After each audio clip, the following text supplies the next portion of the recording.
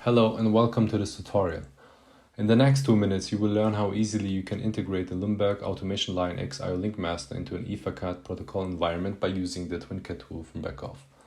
So first of all, you will need to download the ESI file, which you can find on the Global LioN product website under the Downloads tab and under section Device Description Files. After you download the file, you can copy the ESI file into the TwinCAT folder on your local drive under config IO and then TwinCAT. So first of all, we need to create a new project by giving a new name.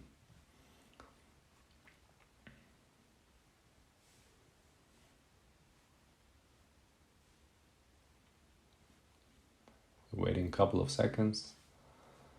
So as soon as the project is started, and here we add new item to devices. The TwinCAT master is by default our TwinCAT PC.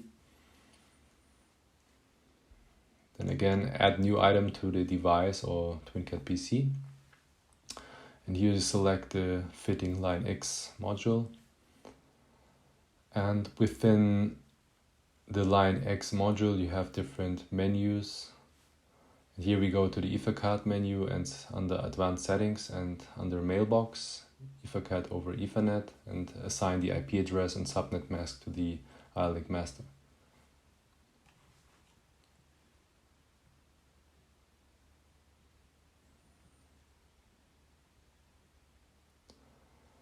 So in the final step, you have now the option to change the subslots or the IO Link port channels A and B.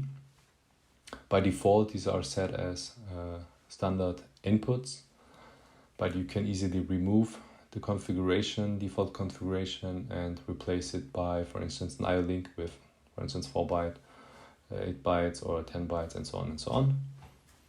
Or just configure them as standard inputs or outputs, or both. So depending on the physically connected end devices. Yeah, basically that's it. Thanks for watching.